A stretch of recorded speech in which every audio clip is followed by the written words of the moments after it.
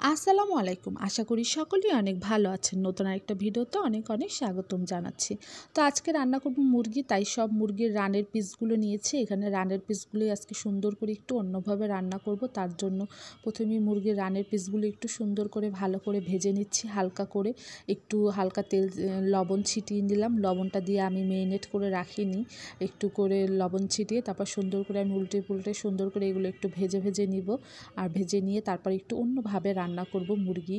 সবসময় তো একইভাবে রান্না হয়, তো ভাবলাম একটু অন্যভাবে রান্না করি, যেটা একটু খেতে অন্যরকম লাগবে।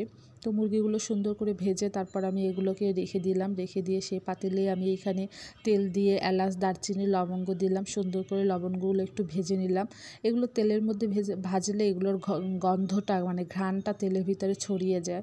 তো এখানে পরিমাণ মতো পেঁয়াজ দিচ্ছি। পেঁয়াজ দিয়ে সুন্দর করে একটু ভেজে নিব। পেঁয়াজটা সুন্দর করে ভেজে নিব। আর আমি একটু বেরেস্তা পেঁয়াজ দেবো, তার জন্য রান্নায় পেঁয়াজটা একটু কমই দিলাম।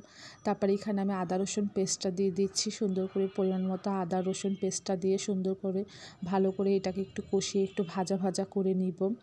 তারপরে এটার ভিতরে আমি এক এক করে মশলা দিব। প্রথমে একটু পানি দিয়ে নিলাম ভাজার জন্য। একটু পানি দিয়ে সুন্দর করে একটু ভাজা ভাজা করে নিব। নেওয়ার পর এখানে আমি মশলা করে রাখছিলাম দারচিনি, এলাচ, লবঙ্গ, শাহি জিরা, এগুলো সব মিলিয়ে আমি তেলে তারপর একটা মশলা বানিয়ে রেখেছি, সেটা এখানে সুন্দর করে দিয়ে দিলাম। দিয়ে দেওয়ার পর এখানে আমি হলুদের গুঁড়ো প্রথমে দিলাম, তারপর মরিচের গুঁড়ো দিলাম।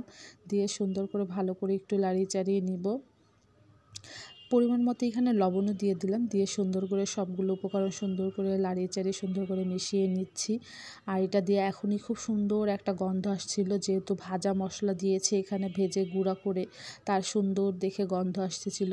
তো আমি পরিমাণ মতো পানি দিচ্ছি, মশলাটা যেন পুড়ে না যায়। তো এখানে আমি মুরগির মাংসগুলো দিয়ে দিচ্ছি, আর সাথে আলুও দিয়েছি। আলুটাও আমি মুরগির সাথে ভেজে নিয়েছিলাম, ওই ভিডিওটা আমার নেওয়া হয়নি। তো এটা সুন্দর করে দিয়ে দিলাম।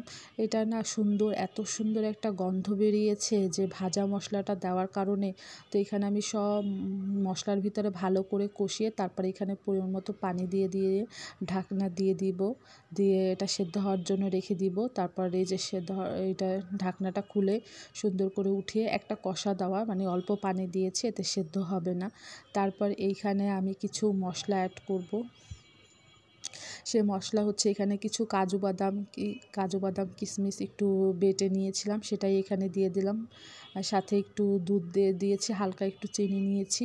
এটা একটু একটা মিষ্টি ঝাল একটা মাংসের মতো রান্না করব এটাকে। তো এগুলো দিয়ে সুন্দর করে আরেকটু লাড়িয়ে চাড়িয়ে সুন্দর করে ঢাকনা দিয়ে রেখে দিব আর সেদ্ধ হওয়ার জন্য। ঢাকনা খুলে পর দেখে একদম মাখা মাখা খুব সুন্দর এটা সেদ্ধ হয়ে গিয়েছে। আর এত সুন্দর একটা গন্ধ বেরিয়ে হয়েছে, খেতে মানে সেই লাগবে, গন্ধেই পুরা